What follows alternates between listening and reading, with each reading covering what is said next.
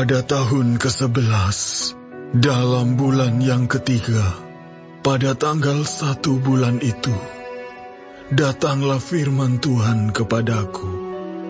Hai anak manusia, katakanlah kepada Firaun, Raja Mesir, dan kepada khalayak ramai yang mengikutinya. Di dalam kebesaranmu, siapakah yang dapat menyamai engkau? Lihat, aku menyamakan engkau dengan pohon aras di Libanon, penuh dengan cabang yang elok dan daun yang rumpun sekali. Tumbuhnya sangat tinggi, puncaknya sampai ke langit. Sungai-sungai membuatnya besar, samudera raya membuatnya meninggi. Itu membuat sungainya mengalir mengelilingi bedengnya itu, dan menjulurkan saluran-saluran ke segala pohon yang ada di padang. Maka dari itu, tumbuhnya lebih tinggi dari segala pohon di padang. Ranting-rantingnya menjadi banyak, cabang-cabangnya menjadi panjang, lantaran air yang melimpah datang. Pada rantingnya diam bersarang segala burung yang di udara. Di bawah cabangnya segala binatang di hutan melahirkan anaknya. Dan semuanya bangsa besar duduk bernaung di bawahnya. Ia elok karena besarnya dan karena cabangnya yang panjang-panjang. Karena akarnya julur jalar sampai di air yang berlimpah-limpah. Pohon-pohon aras di dalam taman Allah tidak akan dapat menyainginya. Juga pohon sanobar tidak akan dapat menyamai ranting-rantingnya. Dan pohon berangan tidak dapat dibandingkan dengan cabang-cabangnya. Segala pohon-pohon yang di taman Allah, tiada yang dapat disamakan dengan dia mengenai keelokannya. Aku membuat dia sungguh-sungguh elok, dengan cabang-cabangnya yang sangat rapat. Di Taman Eden, di Taman Allah, segala pohon cemburu padanya. Oleh sebab itu, beginilah firman Tuhan Allah.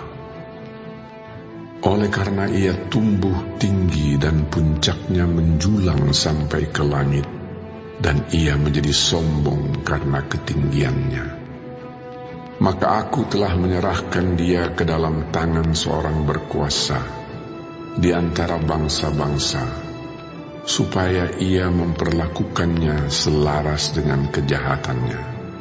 Aku menghalau dia.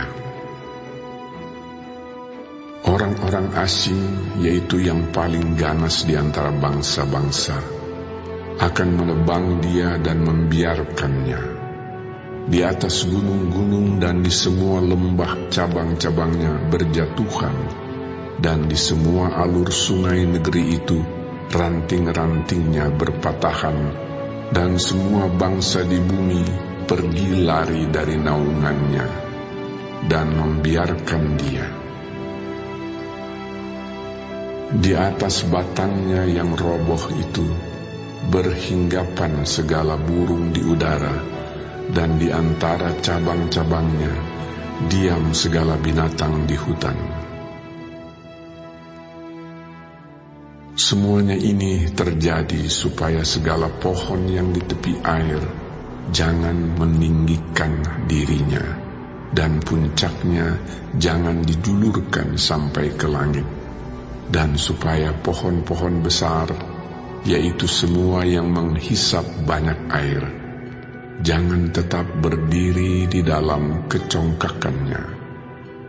Sebab mereka semuanya telah diserahkan ke dalam maut, ke dalam bumi yang paling bawah, di tengah anak-anak manusia yang telah turun ke liang kubur. Beginilah firman Tuhan Allah. Pada hari Ia turun ke dunia orang mati, Aku membuat samudra raya berkabung karena Dia. Aku mengempang sungai-sungainya, sehingga air banjirnya dibendung, dan karena Dia Aku membuat gunung Libanon berpakaian kabung, dan membuat segala pohon di hutan layu lesu. Mendengar derum kejatuhannya, Aku membuat bangsa-bangsa gemetar. Pada saat Aku menurunkan Dia ke dunia orang mati, menjumpai mereka yang telah turun ke liang kubur. Dan segala pohon Taman Eden akan merasa terhibur di bumi yang paling bawah, yaitu pohon yang terpilih, yang terindah dari Libanon, yang menghisap banyak air. Mereka juga turun bersama Dia ke dunia orang mati, yaitu ke orang-orang yang mati terbunuh oleh pedang, dan mereka yang bernaung di bawahnya, di tengah bangsa-bangsa, mati juga. Maka dengan siapakah engkau dapat disamakan di antara pohon-pohon di Taman Eden dalam hal kemuliaan dan kebesaran? Engkau akan diturunkan ke bumi yang paling bawah bersama pohon-pohon di Taman Eden, dan engkau telentang di tengah orang-orang yang tak bersunat bersama orang-orang yang mati terbunuh oleh pedang. Itulah Firaun dengan semua khalayak ramai yang mengikutinya. Demikianlah firman Tuhan Allah.